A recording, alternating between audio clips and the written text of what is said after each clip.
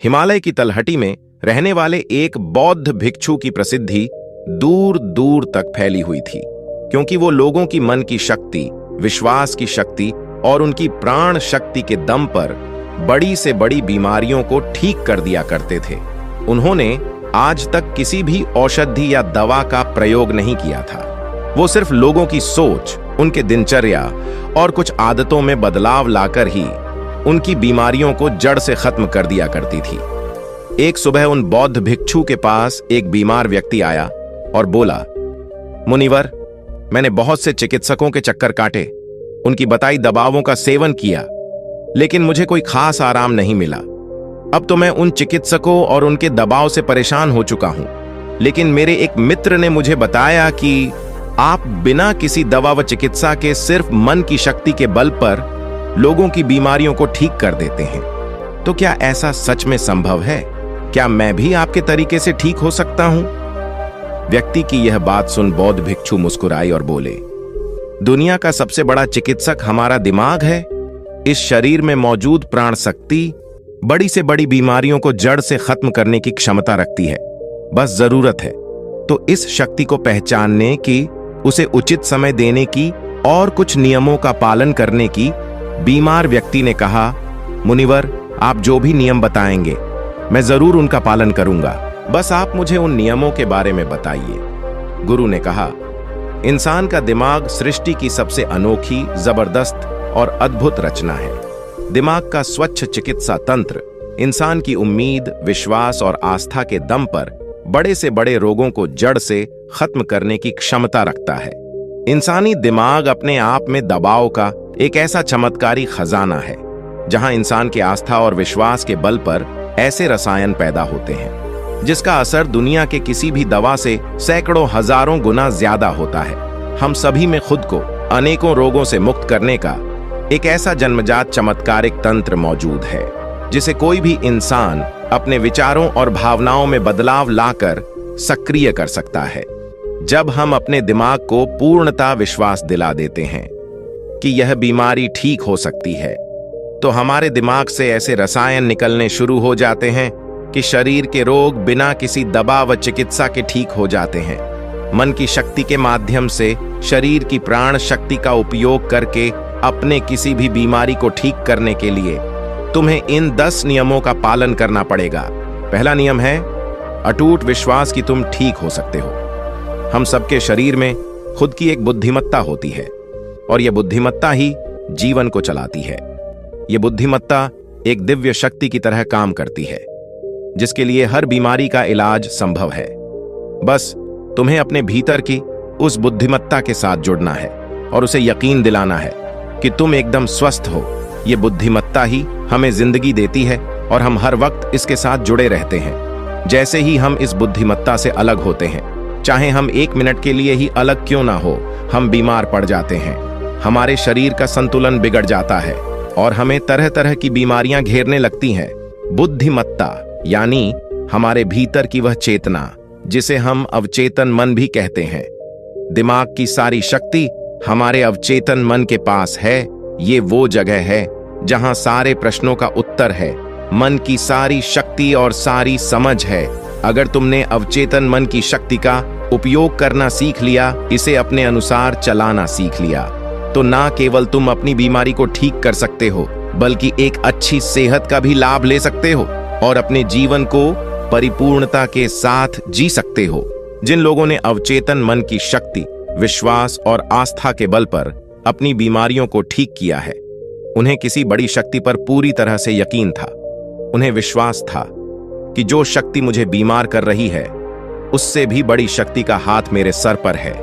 वो मेरे से जुड़ी हुई है और अंदर भी वही शक्ति, वही धारा, वही आग बह रही है जो कि मुझे ठीक कर रही है। जब भी हम अटूट विश्वास रखते हैं, किसी बड़ी शक्ति पर सकारात्मक नजरिया रखते हैं उसके प्रति, तो उससे हमारे दिमाग का दवा खाना सक्रिय हो जाता है। बीमारी को ठीक करने के लिए जिस भी रसायन की जरूरत होती है, हमारे अवचेतन मन के पास शक्ति है उस रसायन को बनाने की, और ये रसायन ऐसे बनते हैं जो कि हमारे प्रतिरक्षा तंत्र को मजबूत करते हैं, हमारी रोगों से लड़ने की क्षमता को मजबूत करते हैं। जीवन शक्ति को प्रबल बनाते हैं। तो अगर तुम्हें भी बीमारी से ठीक होना है तो सबसे पहले अटूट विश्वास रखना होगा कि तुम ठीक हो सकते हो। यह विश्वास करना होगा कि जो शक्ति तुम्हें बीमार कर सकती है, कमजोर कर सकती है, तो उससे भी बड़ी शक्ति तुम्हारे अंदर है, जिसकी मदद से तुम जो चाहो वो कर सकते हो। जो बीमार करने वाली शक्ति है, उससे बड़ी शक्ति ठीक करने वाली है। दूसरा नियम, मन को शांत रखना शुरू करो। 99% बीमारियां या तो गुस्से से पैदा होती हैं या फिर डर से, और गुस्सा भी डर से ही पैदा होता है। तुम्हें समझना होगा कि हमारे ज्यादातर समस्याओं का मूल कारण तनाव और नकारात्मकता से भरी भावना ही है। निरंतर तनाव शरीर में असंतुलन पैदा करता है और शारीरिक असंतुलन कई बीमारियों को जन्म देता है। लोग हर दिन खुद को डराते रहते हैं। उदाहरण के लिए, किसी को घर वापस आने में देरी हो गई तो हमने सोचना शुरू कर दिया कि कहीं उसे कुछ हो तो नहीं गया, कहीं उसके साथ कोई दुर्घटना तो नहीं हो गई। जब भी लोग खाली बैठते हैं तो वह ये देखते कि उनके जीवन में क्या बुरा है। वो हर समय किसी न किसी बात का तनाव लेते रहते हैं, जैसे मेरी शादी कब होगी, पता नहीं मेरी नौकरी कब लगेगी, पता नहीं मेरा घर कब बनेगा, पता नहीं ये, पता नहीं वो। लोग ये सब सोचकर डरते रहते हैं और उस पर विश्वास करते रहते हैं। लेकिन समस्या यह है कि हमारा अवचेतन मन कल्पना और हकीकत में फर्क नहीं कर पाता। जब हम इस तरह की नकारात्मक कल्पना करते हैं तो हमारा अवचेतन मन इन्हें सच मान बैठता है और उसे लगने लगता है कि सच में एक अदृश्य तलवार उसके ऊपर लटक रही है, जो उसके स्वास्थ्य को, संबंधों को, जीवन को कभी भी बर्बाद कर सकती है। और इस तरह से हमारा अवचेतन मन हमेशा डरा डरा रहता है और शरीर के अंदर ऐसे नकारात्मक रसायन पैदा करता है जो गंभीर बीमारियों को पैदा करते हैं। अब इसका समाधान क्या है? इसका समाधान है कि खुद के प्रति नकारात्मक कहानी बनाना बंद करो और समस्या के समाधान पर काम करना शुरू करो। इसके अलावा एक बहुत ही प्रभावी तरीका है मन को शांत करने का, मन से सारी गंदगी बाहर निकालने का। इसे करने के लिए मन में जो भी नकारात्मक विचार, गुस्सा, डर, जलन, अतीत की बुरी घटनाएं जो तुम्हें परेशान करती हैं, ऐसे सभी विचारों को एक कागज पर लिख लो। लिखने के बाद ना तो उसे खुद पढ़ो और ना ही किसी से पढ़वाओ, बस उस कागज को आग में जला दो। इससे हमारे दिमाग को यह संदेश पहुंचता है कि मेरे अंदर से नकारात्मक विचार कागज भी निकले और अब वो जलकर खत्म हो गई। इससे तुम्हारा मन एक अविश्वसनीय शांति और खुशी महसूस करेगा, और एक खुश हुआ शांत मन वाले शरीर में कोई बीमारी रह ही नहीं सकती। फिर बौद्ध भिक्षु ने कहा, तीसरी नियम, लोगों को माफ करना सीखो। अगर तुम्हें ठीक होना है तो सबसे पहले ये ढूंढो कि तुम्हें किस किस को माफ करना है। हम तब तक खुद को आजाद नहीं कर सकते जब तक हम अपने दिमाग से दूसरों को आजाद नहीं कर देते। दूसरों को आजाद करके हम किसी और को नहीं बल्कि खुद को ही आजाद करते हैं, अपने मन को आजाद करते हैं, उसे शांत करते हैं। इसीलिए माफ करो और आगे बढ़ जाओ। कब तक इस बोझ को लिए जीते रहोगे? एक घर था, उस घर में एक नियम था कि कोई भी कचरा बाहर नहीं फेंका जाएगा। फिर हुआ ये कि धीरे धीरे कचरों का हम बाल लगने लगा, घर से बदबू आने लगी, वहां कीड़े मकोड़े पैदा होने लगे और लोग धीरे धीरे वहां बीमार पड़ने लगे। ये सिर्फ उस घर की कहानी नहीं है, ये हमारे दिमाग और शरीर की भी कहानी है। हमारे दिमाग की एक आदत है कि ये हमारे साथ घटी सारी नकारात्मक घटनाओं को अपने अंदर सजो कर रखता है कि किसने हमको धोखा दिया, किसने हमको नीचा दिखाया, किसने हमको गाली दी थी, किसके साथ हमारी लड़ाई हुई। इसी तरह की सारी नकारात्मक घटनाएं हमारे दिमाग में घूमती रहती है और इस तरह से वो मौके, वो अच्छी चीजें जो हमारे जीवन में है, हम उन पर ध्यान ही नहीं दे पाते। इस नकारात्मकता के कारण हम हमेशा गुस्से में, जलन में, तनाव में, घुटन में जीते रहते हैं और 90 से 95% लोग इसी स्थिति में जीवन को जीते हैं। घर में एक दिन पुराना कूड़ा करकट हम नहीं रखते क्योंकि अगले दिन उसमें से बदबू आने लगती है, लेकिन 15-15, 20-20 साल पुरानी बातें, गुस्सा, जलन, अपमान लोग अपने दिमाग में भर के रखते हैं और फिर कहते हैं हमारी बीमारी ठीक नहीं हो रही। हम जब तक लोगों को माफ नहीं करेंगे तब तक दिमाग से वो चीजें निकलेंगे नहीं और तुम्हें लग रहा है कि वो सिर्फ एक विचार है, लेकिन वो सड़ा हुआ कचरा है जो कि अभी दिमाग से निकला नहीं और अंदर ही अंदर गंध पैदा कर रहा है। जब हम नकारात्मक सोच के साथ जीवन को जीते हैं तो हम अपने शरीर के उन रसायनों को खत्म करने लगते हैं जो हमें स्वस्थ रखते हैं, जवान रखते हैं, और हम उन रसायनों को सक्रिय कर देते हैं जो हमें बीमार करेंगे, प्रतीक्षा तंत्र को कमजोर करेंगे और हमें परेशान रखेंगे। और इस तरह से हम खुद ही अपने अंदर बीमारियों को पैदा करना शुरू कर देते हैं। इसका समाधान क्या है? इसका समाधान है, लोगों को माफ कर दो जिसने भी अतीत में तुम्हारे साथ गलत किया है। उसे दिल से माफ कर दो और तुम उसी समय से ठीक होना शुरू कर दोगे। चौथा नियम, वर्तमान में जीना शुरू करो। अगर तुम खुद को ठीक करना चाहते हो तो वर्तमान में रहना सीख लो, क्योंकि जब हम भविष्य में रहते हैं तो चिंता और तनाव से भर जाते हैं। जब अतीत में जीते हैं तो पश्चाताप से भर जाते हैं। जीवन के जो सुंदरता है वो वर्तमान के पलों को जीने में है। जितने भी लोग अपने शरीर के दिमाग में कुछ गलत चीज लेकर बैठे हुए हैं वो वर्तमान में है ही नहीं जी रहे हैं। जो 5 साल, 10 साल, 20 साल पुराना है वो जो सड़ गया है, गंध पैदा कर रहा है दिमाग में, वो इसके बदबू में आज भी खुद को लपेटे हुए हैं। अगर कोई बीमार है तो वो वर्तमान में खुद से बोले और महसूस करें कि मैं स्वस्थ हूं, मैं खुश हूं, क्योंकि जब तुम ये सोचोगे कि अभी इस क्षण में मैं स्वस्थ हूं, बीमार तो मैं अतीत में था, तो तुम्हारा दिमाग ऐसे रसायन पैदा करना शुरू कर देगा जो तुम्हारे शरीर को ठीक करने की रफ्तार को कई गुना तेज कर देंगे। लेकिन वर्तमान में आना कैसे है?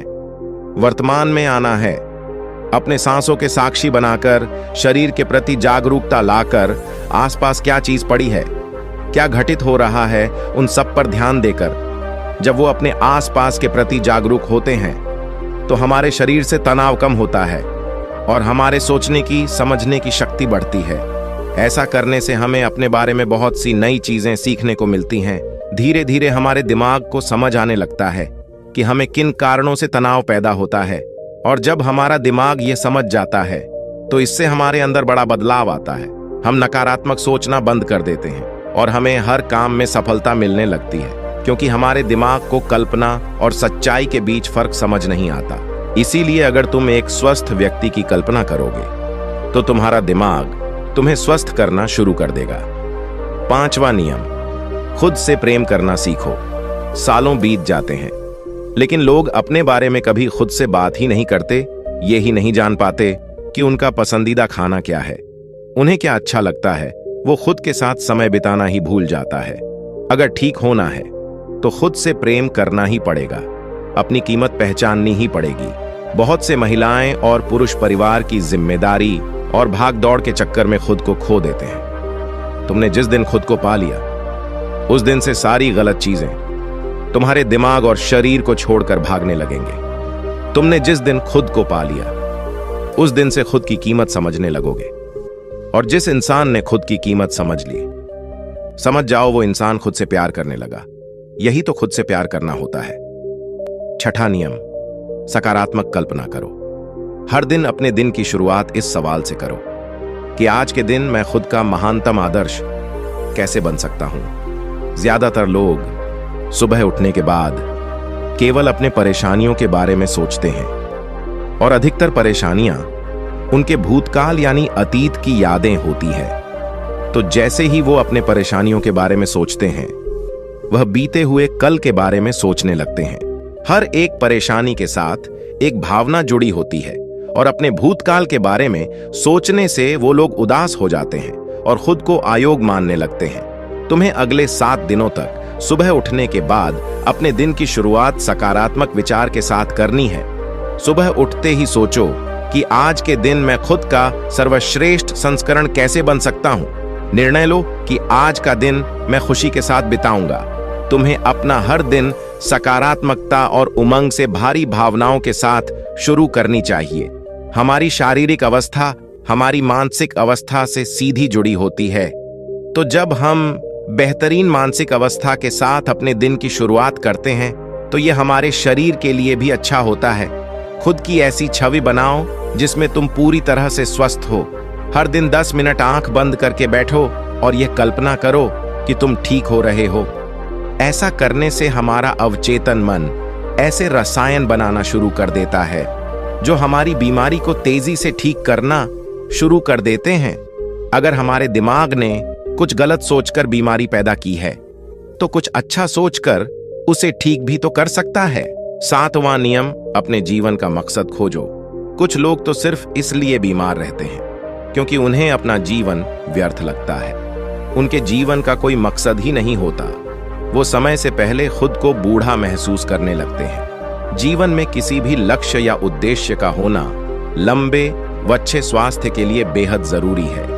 यानी कि हर दिन बिस्तर से उठने का तुम्हारे पास कोई कारण होना चाहिए।